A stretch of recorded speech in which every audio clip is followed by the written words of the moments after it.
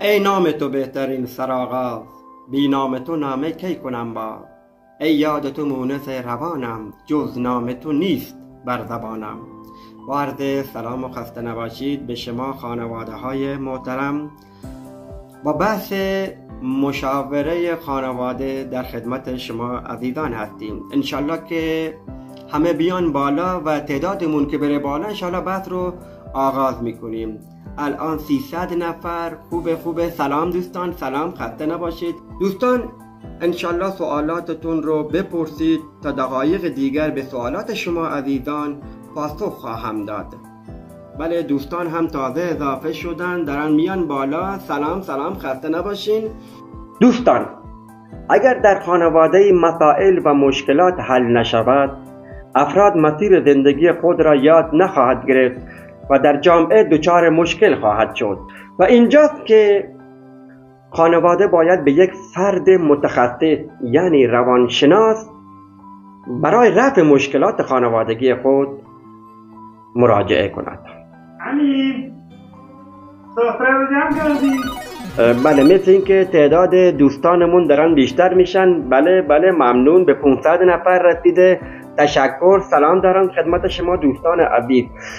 زندگی رو سخت نگیرین عزیزان، زندگی خیلی زیباست. محبت کردن زن و مرد این باعث میشه که زندگی شما زیبا و زیباتر بشه. از آنجایی که روانشناسی خانواده مستقیم با افراد خانواده ارتباط دارد، علی سفره رو جمع کردی؟ با اعضای خانواده دارد، میتواند باعث پیشگیری و حل مشکلات شود. آی دلیل مرده، من با تو نیستم. دوستان من معذرت میخوام، الان من میام. بله دوستان ببخشید، معذرت میخوام، اینترنت هست و نت ضعیف، لابمون قطع شد، من پوزش میطلبم. کجا بودیم؟ بله دوستان، یک خانواده در تمام مشکلات، این خانواده دست به دست هم بدن و تمام این مشکلات رو حل کنه.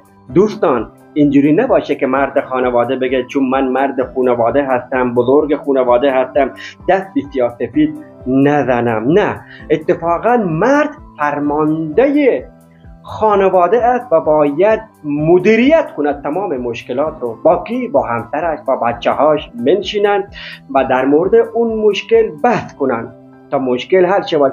خدا وکیلی من و خانومم خیلی به هم دیگه احترام میذاریم، خیلی تفاهم داریم. من که میگم خانم، به هم میگه بله عزیزم، بله سرورم، بله تاج سرم. بله عزیزان، این جملات باعث میشه که زندگی این خانواده بهتر و بهتر.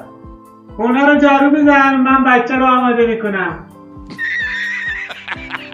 بهتر و بهتر بشه عزیزان. و من و خانومم همیشه با هم تفاهم داریم، در هیچ موضوعی ما بحث نمی کنیم چون ارزشی نداره. ماها که با هم دیگه ازدواج کردیم، موقعی که یک زن یک مرد با هم دیگه ازدواج نکردن که تو سر هم دیگه بزنن، ازدواج کردن که به هم دیگه عشق بورزن، محبت کنن، تشکیل خانواده بدن، بچه دار بشن و در برابر این مشکلات پایدار باشن، استقامت مثل کوه با تمام این مشکلات بجنگن. خانواده یعنی این. من هر موقع که خانومم را صدا میزنم دوستان، به هم میگه بله سرورم، بله عزیزم، بله تاج سرم. آی گردن شکسته، تو مگه من میشنوی؟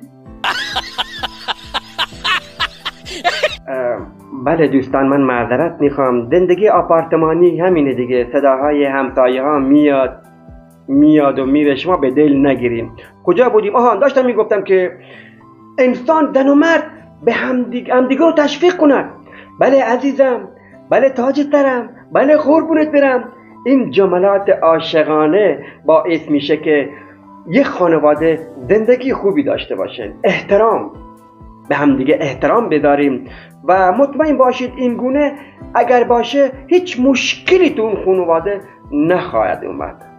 بریم سوالات شما عزیزان رو بخونیم. بله، یک آقای نوشتن که همسرم صبحانه درست نمیکنه که من بدون صبحانه میرم سر کار و نهار را بیرون میخورم. بله، نهار را بیرون میخورم و شب که میام خونه شام درست نکرده که مجبور میشیم بریم بیرون شام بخوریم. خدا به شما صبر بده. و همچنین یک خواهری هم سوال کرده که شوهرم معتاد دست به زن داره. شما دخترم که این لباسه که دیشه بلشسته داری چه غلطی میکنی؟ بله عزیزان، من